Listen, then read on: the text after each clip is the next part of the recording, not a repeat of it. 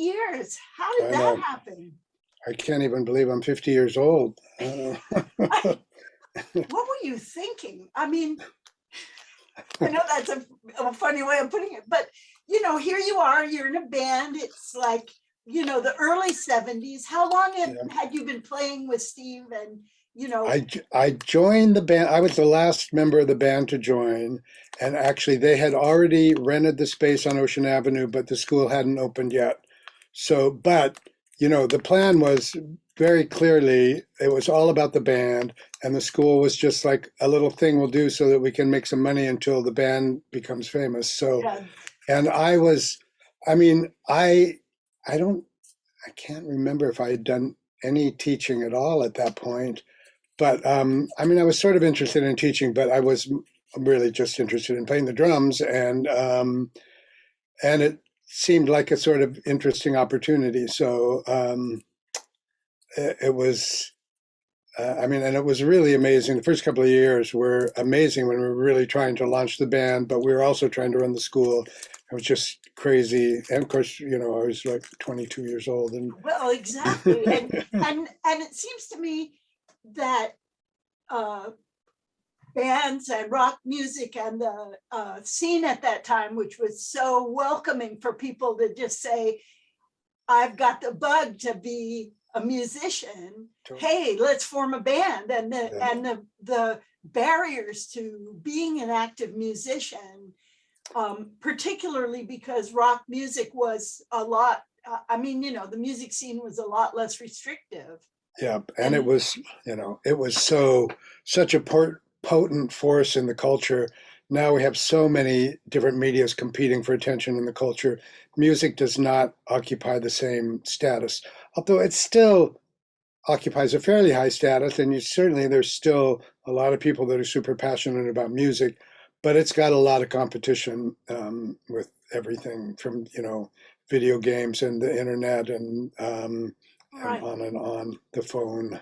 I wonder, there's this dichotomy. You're either a musician or you're not. You're either good enough or you're not. Right, You're good enough, you can play. You're not good enough, shut up and listen. right. And I feel that that's really destructive to the fundamental musical spirit, which is that everybody is a musician and we just have to Yeah, find our path to being yeah, able to be active. And that's one of the great things about Blue Bear, but it's also something that really reminds me of that time when we were younger and music just called us to yeah, participate, whether it was to show up and dance or join a band or whatever it was. yeah, yeah. Well, and you're right, and on all those things. Blue Bear's primary focus and the virtually all of our student body are amateurs, and they're playing music for fun. It's not about a career choice. It's about having music in your life and playing music, which we know is a wonderful thing. But that has been the culture doesn't support that in the way that it maybe used to, and really in the way it used to a long time ago. I got my PhD in musicology, and it was partly spurred by this book that somebody turned me on to called Repeated Takes, which I had no idea there was an academic side to the work that I was already doing as a recording engineer. And his argument was, and there's something to this argument, that the whole recording phenomenon and the idea of repeated takes and you do it until it's perfect, it professionalized music, and it sort of made this barrier between the professionals and everybody else. And it used to be, as we know, the piano in the parlor, and the way you had music was, and it was usually the young women in the family played the piano, and you sat around the piano, and then it became the phonogram in the parlor, and recording sort of blew up that whole amateur ethic. And it's sort of too bad, because we know that really everybody should play music. And of course, there are cultures, most notably a lot of the African cultures, where everybody plays music. It's just a natural part of life, and we don't have that. Right, and we need it back, so let's get it. We do. I'm so with you on that. A friend of mine, Megan Solomon, choral conductor, wonderful choral conductor, put on a program called More Pianos Than Bathtubs. Because at the Right. turn of the 20th century, that was actually true. Yeah. There were Yep. more pianos in private homes than there was indoor plumbing. Yeah. And everybody played it, and the only way you could have music was by doing it. Exactly. And it's so interesting. Both of us are recording producers and recording engineers, and I completely agree with you that the whole notion of a perfect performance is just so. It's just an abstraction. It's like yeah. And it hurts our.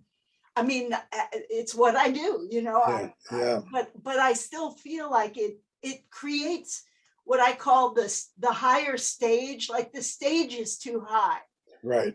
Exactly. And the difference between what we imagine. Oh, those guys are so great. I could never do that. You know. Yeah. Right. And which alienates a lot of people from playing music, which is really a shame. But on the other hand, you know, I spent a lot of my time when I was in academia especially defending digital music. And, you know, it has its problems and it has its drawback, but it also has its tremendous explosive creative capabilities that we all have loved and enjoyed. And it can be wonderful. So there's, I guess, always a certain give and take from all of these technological advances, like starting with the phonogram. Well, and of course, as we know, really, the piano, when the piano came out, it was a hugely controversial. A lot of people hated the piano. You know, the pianoforte was like, no, that's not a way an instrument should be. And, you know, so there's always been that. Yeah. I think there is an aspect of technology that has democratized people making their own music and enjoying that sense of empowerment. Absolutely. And especially we know as recording engineers, the access to recording technology, you know, what we used to have to go into $5 million studio to be able to do all this stuff. And now you can do it at home for a couple $1,000 and you have, you know, phenomenal capability. And that's wonderful. We love that. Right. Exactly. So Blue Bear has gone from being something relatively homegrown. You guys were doing it, you know, absolutely, seat of your pants completely. Totally. Does it still have any of that characteristic for you? Absolutely. It really, for me, and I really think it has a lot of the same spirit that it had from 1971. And, you know, so many of the teachers, of course, they're all in their 30s and 40s. They weren't even born then for the most part, but they still resonate with that music. And, you know, we're in San Francisco and the counterculture. And yes, we are also, and it's important to us, we're doing DJ classes and electronic music and rap and hip hop, and we need to do that too. But we also do a lot of 60s music and the spirit of where the school was born. And the school's philosophy, I was just talking about this, I just did another interview talking about the philosophy, you know, the sort of pedagogical philosophy of Blue Bear, which is really still very free form as it was. Our philosophy is you play the music you love.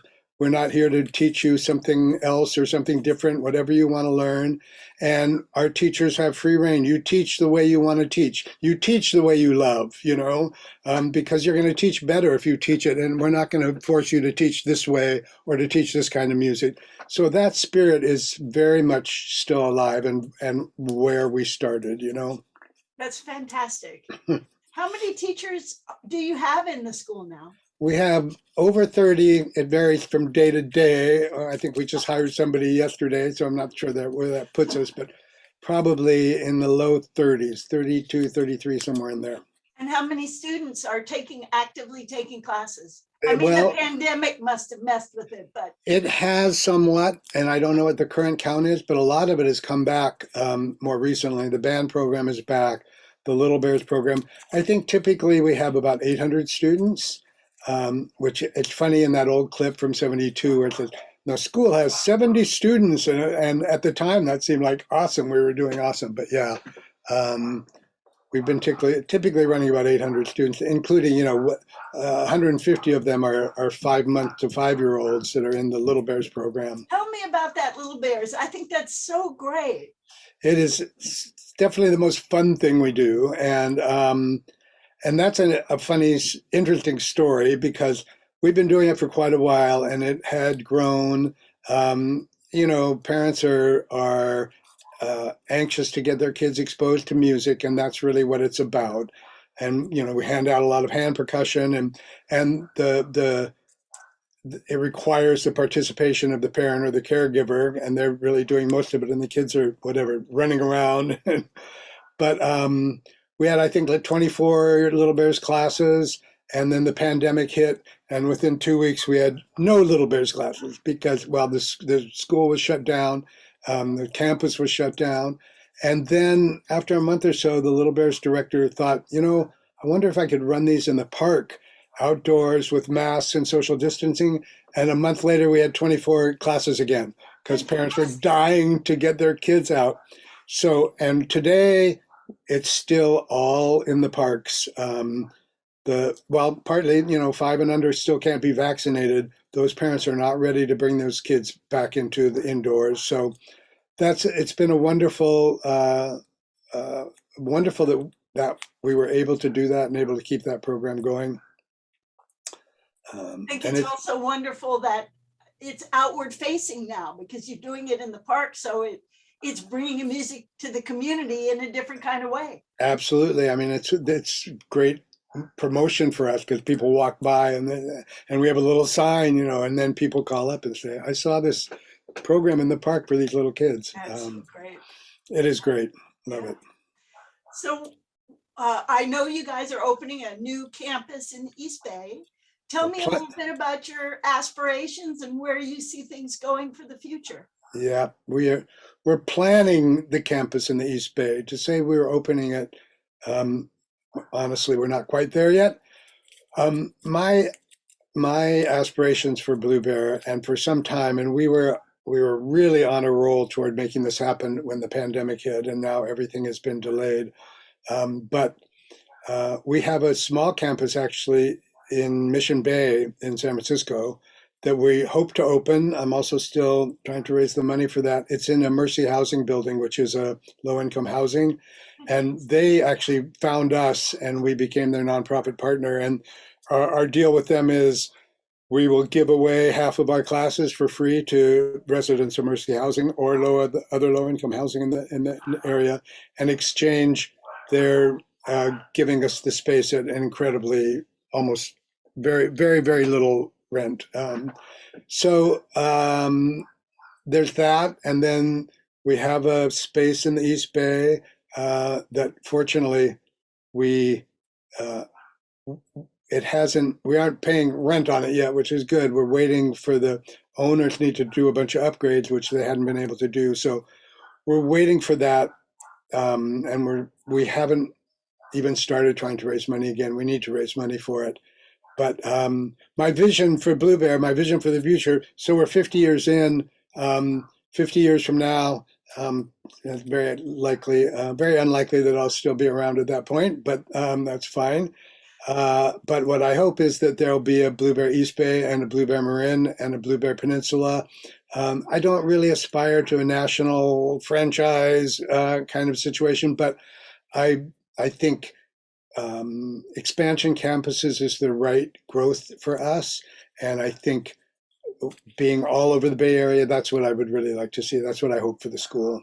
That's fantastic. And I know there's plenty of hunger for opportunities for people to find their own level with music that they love. Exactly. It's what Amateur Music Network is all about. And I love our partnership, as community partners with Blue Bear. It really fits. And you absolutely, I mean, you have it in your name. And I think we really are a perfect fit because we both believe in and understand the need to promote amateur music for all the reasons we already talked about, for the way that we've moved away from the piano in the parlor and trying to move back into that world. Yeah. Yeah. I know your heart is in it, and absolutely.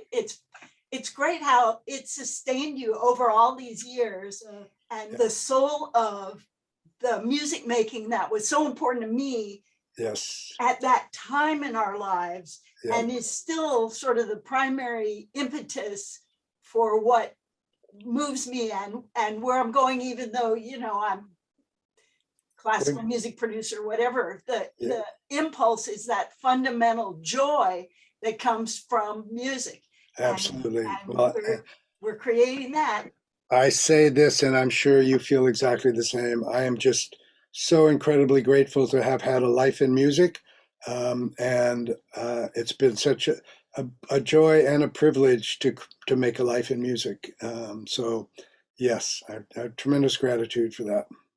Well, Steve Savage, I have gratitude for you. Thank you so Well, much.